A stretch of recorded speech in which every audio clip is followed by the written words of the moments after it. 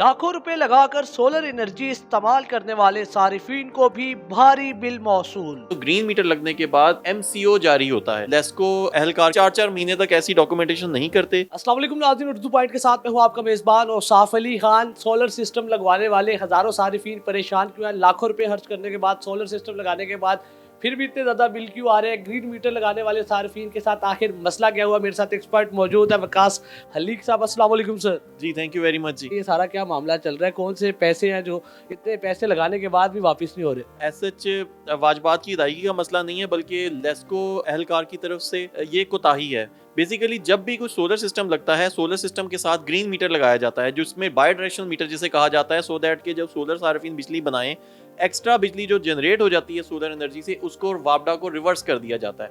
अब इसके बाद जब ग्रीन मीटर लगता है, तो ग्रीन मीटर लगने के बाद एक MCO जारी होता है, जिसे मीटर चेंज ऑर्डर कहा जाता है। एग्जैक्टली मीटर चेंज ऑर्डर क्या होता है कि वापडा एहलकारान ने ग्रीन मीटर लगाने के बाद एक मीटर चेंज ऑर्डर अपने डिपार्टमेंट में जमा कराना होता है, जिसके बाद वो अपने एक IT डिपार्टमेंट में और उनका जो रेवेन्यू डिपार्टमेंट है उसके अंदर प्रॉपर्ली इस बात का इंदराज हो जाता है कि अब एक आम सादा मीटर की जगह अब यहाँ पे ग्रीन मीटर लग चुका हुआ है। तो ये वापडा के एक इंटरनल डॉक्यूमेंटेशन का एक प्रोसेस होता है। 3-3, 4-4 महीने तक ऐसी डॉक्यूमेंटेशन नहीं करते, जिसकी वजह से सार्फिन को सोलर सिस्टम लगवाने के बावजूद भी उनको अपनी रूटीन की बिलिंग आ रही होती है, और समटाइम्स या तो जीरो की बिलिंग आ रही होती है। जब वो सोलर सिस्टम लगा हुआ है, ग्रीन मीटर लगा हुआ है और वो वापडा की लेस्को की बिजली यूज़ ही नहीं कर रहे और वो सोलर एनर्जी से अपने सारे घर के मामला देख रहे हैं, तो फिर उन्हें क्यों बिल आ रहा है? डे टाइम में तो यूज नहीं कर रहे होते, रात के टाइम तो यूज करेंगे ना, और रात के टाइम के यूनिट्स को ऑफसेट करने के लिए, नील करने के लिए ग्रीन मीटर इस्तेमाल होता है। ग्रीन मीटर में जो यूनिट्स वापडा को एक्सपोर्ट कर दिए जाते हैं, पहले 2-3 महीने काउंट नहीं कर रहा होता। वापडा एहलकारान इसको बहुत देर देर तक MCO करते हैं, सो दैट के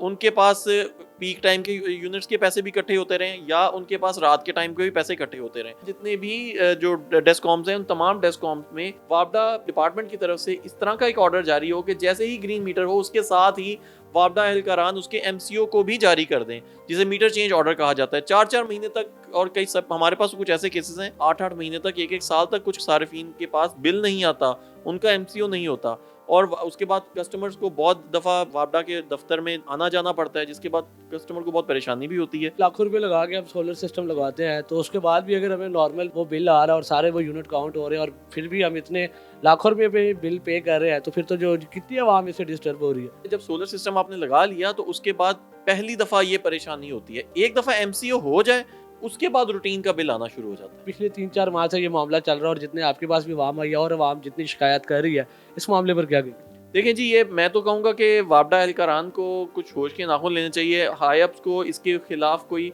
एक्शन भी लेना चाहिए, और वापडा एहलकारान को स्पीड अप करना चाहिए। इसमें किसकी गलती है? सोलर कंपनीज की गलती है, लेस्को की गलती है, वापडा की गलती है, किन की गलती है? सोलर कंपनी को भी वापडा वालों के साथ फॉलो अप करके उसको MCO करवा लेना चाहिए, लेकिन जिम्मेदारी, क्योंकि वापडा का इंटरनल डिपार्टमेंटल मैटर है ये, तो इसमें सोलर कंपनी जिसने इंस्टॉल की है वो सच वापडा को जाके पुश कर सकती है, उनको कह सकती है, लेकिन काम तो इवेंचुअली वापडा वालों ने करना है। अच्छा, कितने केवी के वो इंस्टॉल किए जाए सोलर पैनल, तो बिजली बच भी जाती है और आगे हम वापडा को देते भी हैं, और जिससे रिटर्न कुछ आते हैं। अगर स्टैंडर्ड आपने सोलर सिस्टम लगाना है, इससे बचत भी करनी है, तो वो 10 किलोवाट का ऐसा सिस्टम होता है। 10 किलोवाट का एक ऑन ग्रिड सिस्टम अगर आप लगा लें, तो अपने घर के 3-4 AC, लाइटें, पंखे, TV, फ्रिज, वॉशिंग मशीन, ये तमाम चीजें आप चला सकते हैं। आजकल के दिनों में जो कॉस्ट आ रही है, तकरीबन 10 लाख के अंदर अंदर 10 किलोवाट का सिस्टम बन जाता है। अगर आपके पास एलिवेटेड स्ट्रक्चर नहीं है, तो 9-9.5 लाख में भी लग जाता है। तो इतना सस्ता सोलर सिस्टम पहले हिस्ट्री में कभी भी नहीं हुआ था जितना सस्ता आजकल हुआ हुआ है। अच्छा, एक तरफ आप कह रहे हैं कि आइडियल टाइम है, रेट्स बहुत कम है, सोलर लगवाए,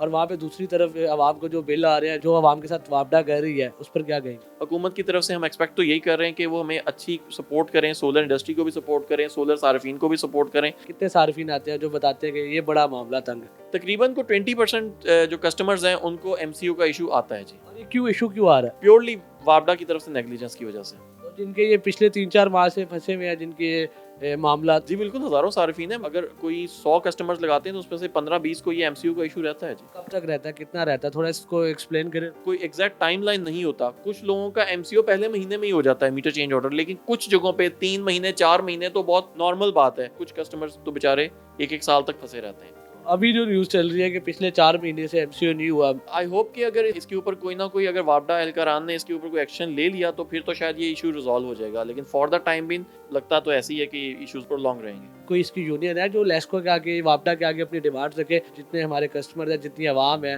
जो कंज्यूम कर रहे हैं इसको, वो कितने डिस्टर्ब हो रहे हैं? जी, हमारी पाकिस्तान सोलर एसोसिएशन के नाम से एक हमारी रजिस्टर्ड ट्रेड बॉडी है और इसके अलावा 3-4 और छोटी यूनियंस भी बनी हुई हैं और तमाम डिपार्टमेंट्स ही हमेशा गवर्नमेंट के तमाम डिपार्टमेंट्स के साथ लाइंड अप रहते हैं। हमारी यूनियन या जो हमारी पीएसए है ये भी हमेशा लाइंड अप रहती है गवर्नमेंट के साथ। आहिस्ता आहिस्ता आवाम जितनी शिफ्ट हो रही है सोलर पे, तो आहिस्ता आहिस्ता जितनी आवाम ज़्यादा बढ़ जाएगी उसका मतलब और ज़्यादा डिले होना शुरू हो जाएगा। अगर नेट मीटरिंग की ज़्यादा एप्लीकेशंस जमा हो जाएंगी तो ऑब्वियसली और ज़्यादा वापडा की तरफ से एमसीयूज के इश्यूज और ज़्यादा ऐड। अभी 4 महीने लग रहे हैं, फिर तो 4 साल लगेंगे। दिस कुड बी केस, वापडा वालों के पास ज़्यादा फाइल्स पाइल अप हो जाएंगे। बल्कि अभी तो हमने ये भी सुनने में आया कि वापडा वालों के पास इंडस्ट्रियल नेट मीटरिंग की एप्लीकेशंस है, वो भी हज़ारों के हिसाब से पेंडिंग है और उनके भी अभी तक जो है ना वो ग्रीन मीटर नहीं लग रहे। असल काम एमसीयू, जब तक एमसीयू नहीं होगा तब तक प्रॉपर नेट मीटरिंग वाली बिलिंग नहीं होगी। अच्छा, आप कह रहे हैं कि एक लाइट इशू नहीं है, ये एक नेशनल इशू बन सकता है, क्योंकि जितनी ज़्यादा डिमांड बढ़ गई है सोलर की और जितने लोएस्ट रेट्स पे आ गया सोलर,